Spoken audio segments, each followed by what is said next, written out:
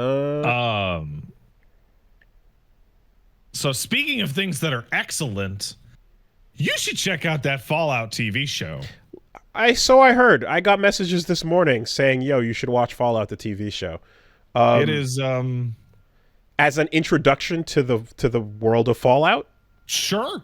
Okay. Fuck it. It's great. So it really says a lot. So the game, the game that, wow, it really says a lot that I refer to it as the game in my head because it's Fallout 5. It takes place chronologically after all of the other ones. Oh, it actually is its own thing taking place in the Yeah. story. Okay. It says a lot that so it binge dropped on Amazon. The whole thing is out. Yeah. And when the first thoughts I saw about it was, this thing sucks. They ruined the canon. And like I'm watching it, I'm halfway through.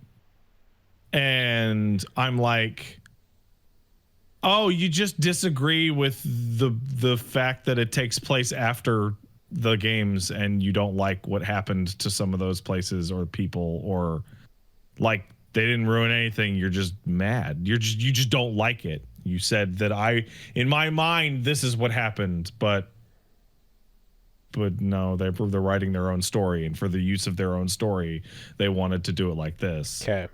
Bold decisions are made to make it make sense. I would say there are at least one absolutely insanely bold decision that is made in this show. That is surprising that Bethesda gave them the okay to do. Okay. But how many episodes? 8. Cool. It does hour something. So the length of the episodes are lies. So the first episode is an hour and 14 minutes long. Except it's not. It's like 50. It has like 10 minutes of this season on Fallout previews, and then like 20 minutes of credits. Weird. Okay. Like it's really strange. It's fucking weird. Sure. So it is a feature dramatic TV show based off a video game property, and it does a lot of great things from something being adapted from a game, and it's not doing a lot of bad things that you would expect from a video game adaptation. So let's take let's take like callbacks, right? So Fallout has a million items, has a million side stories. Fallout has like a huge breadth of games that have tons of details in it, right? You're at least casually familiar that it takes place in an alternate like 1950s kind of nuclear age thing, but then bombs, right? So you've got serials like Sugar Bombs, you've got Grognak the Barbarian on TV, things that you would recognize. But the one that always stood out to me after I watched the first episode like once and a half, like I went back to watch like certain parts of it again. So there's a healing item in Fallout called the Stim Pack. It's your basic healing item. You use a Stim Pack, you're healed, right? In the first episode, there is a point in which somebody is injured and needs to use a Stim Pack. And what they don't do is hold up a fucking Stim Pack in front of the camera and go, "Oh, thank God I found my Stim Pack." They just run to the fucking medicine cabinet, grab it, and jam it into their gut. And like it just looks like a prop. It doesn't look like a video game reference. It's just a prop for its own setting. Are you looking at a cast of characters that are just all new to this show because the setting can work that way? Okay. So you don't have to rely on recognizing people and things. No, they set up everybody. You follow a cast of 3 characters, and what they have done with that is incredibly interesting. And it's the part that's the most like a game, but they've used it to like an excellent like multi-character narrative. So you have 3 main characters. You have a vault dweller, the girl that you see in blue. You have a initiate in the Brotherhood of Steel, which is those power armor knight guys. And then you have the guy who Walter Goggins plays, which is a ghoul, which is a irradiated old man with no nose. He looks like a zombie, who plays a bounty hunter. And the most interesting thing about these characters, and you're following each of them as they go throughout the various adventure, they meet up, they split apart, is that all three of them are potential player characters from your would-be run of a Fallout game. Oh, cool. Okay. You have a character that is an idealistic, good karma, goody two-shoes. You have a completely amoral psychopath. And you have somebody who is essentially doing shit for the quest rewards. But as characterization. Chaotic neutral. Yeah. Okay. And watching how they go through their own narrative and ping pong off of each other is great. It's like Walter Goggins is a fucking fantastic actor. I'll watch anything with Walter Goggins in it. I fucking love Walter Goggins. And the other two main actors are fantastic as well. And it's just like a really interesting, well shot, well directed, fascinating show that happens to take a lot of shit from Fallout. It's great. Okay. Yeah, the only thing I heard beforehand was when we talked about how there was the nose, the makeup on the guy's face. Yeah, he should look a lot uglier. He should look fucked. But what are you gonna do? Oh, okay. It's Walton Goggins? Walton Goggins. Yeah, I'm just checking because I'm like, I haven't seen Justified. I haven't seen Sons of Anarchy, but Hateful Eight was fucking great. You seen The Shield? No. Oh man. He plays a fucking scumbag. Django Unchained. Oh yeah. Okay. Yes. Right. Yeah. No. It's just great. Invincible. It's a more faithful adaptation than Last of Us is. Despite the fact that Last of Us is a 1-to-1 adaptation. Interesting. Okay. And yeah, and this is a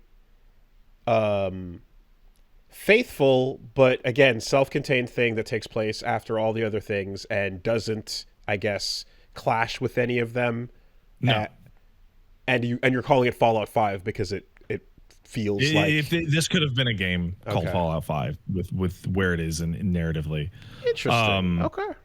What they do something a little strange where the characters, like Lucy, the main character from The Vault, is like literally the Fallout 3 main character again. Okay. Like their story is exactly the same. And it's kind of funny because they clearly really liked what was going on with Fallout 3. So they just said, we would like to have our main character have the core narrative of the Fallout 3 main character. You finished the season yet? No, I'm exactly halfway through. Okay. Yeah, okay. So I guess the question is like, well, is it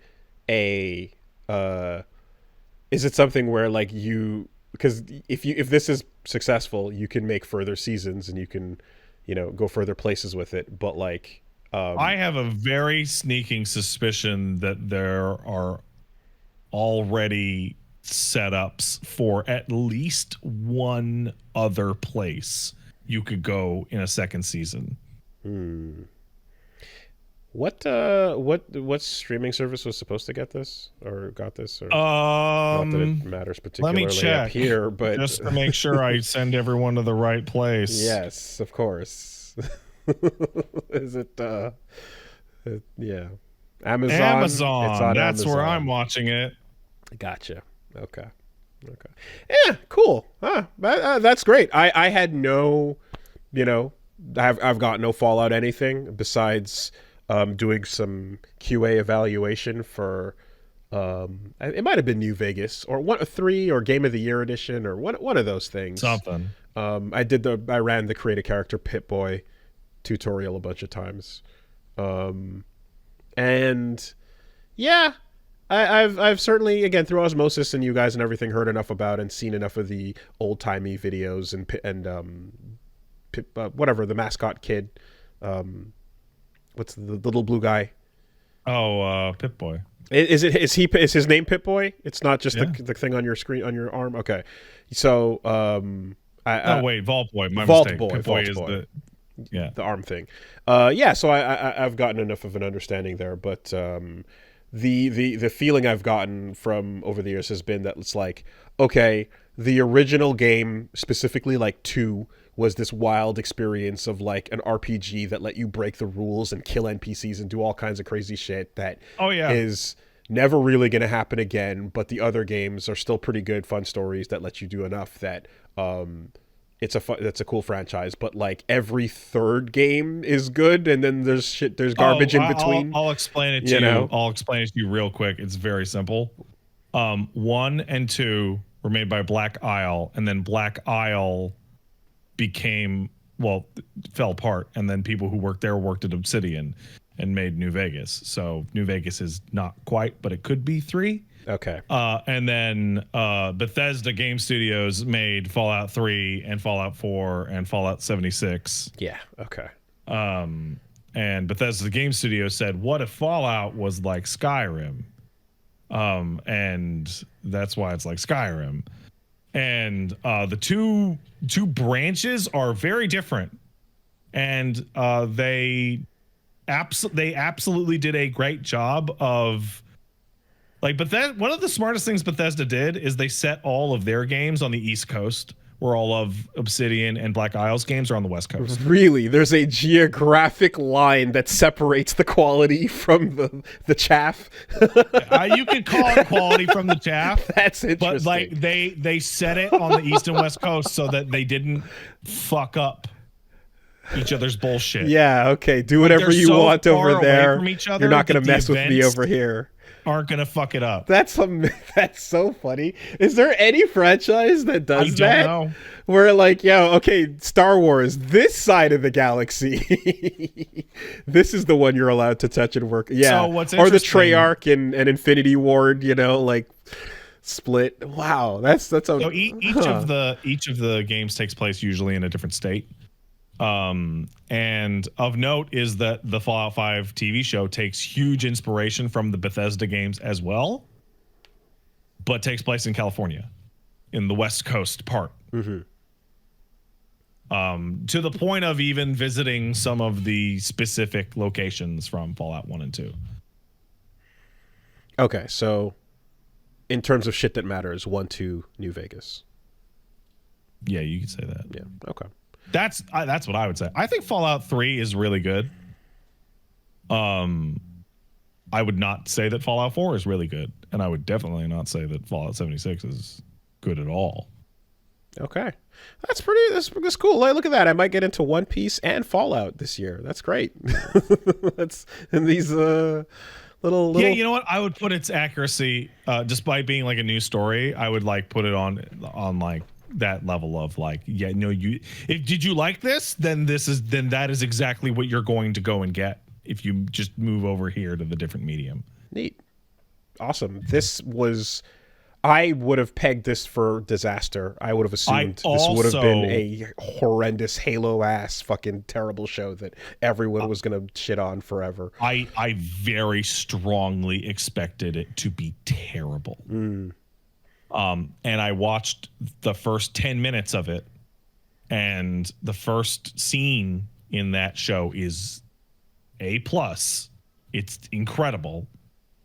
And then you cut to the vault, and I'm like, this is well directed, interesting, and well acted, and it is also made by complete freaks who are obsessed with Fallout, because every set piece, every single item of set dressing, every costume, every detail is perfect.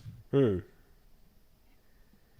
is not something you usually get to say, where like with an adaptation, but like, no, it's all perfect.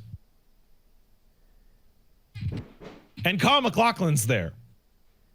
I don't know if you're familiar with his acting roles.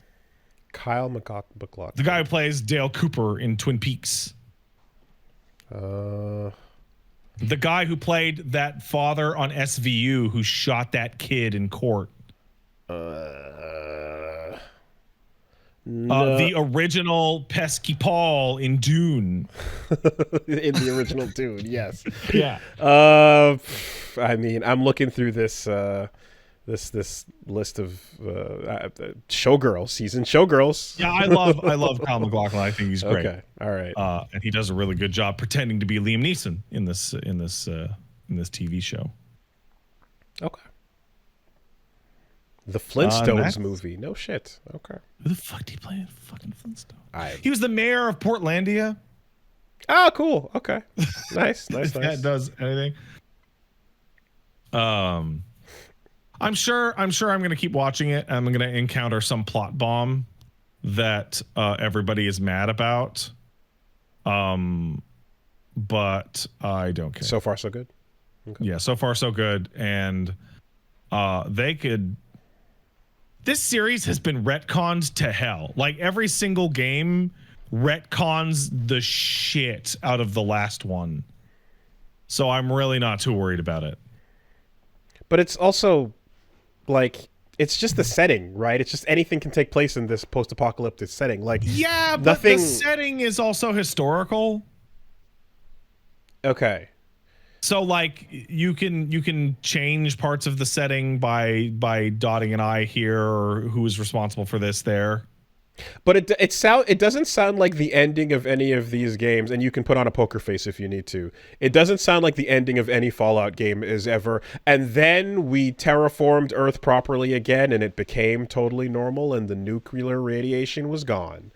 So, you know, like it seems like you are describing one of the reasons why I think it's so stupid that people. So I encountered one of the biggest like setting altering moments in the TV show where I go, wow, that is a huge change for the future of this series because they have changed something that is important, right?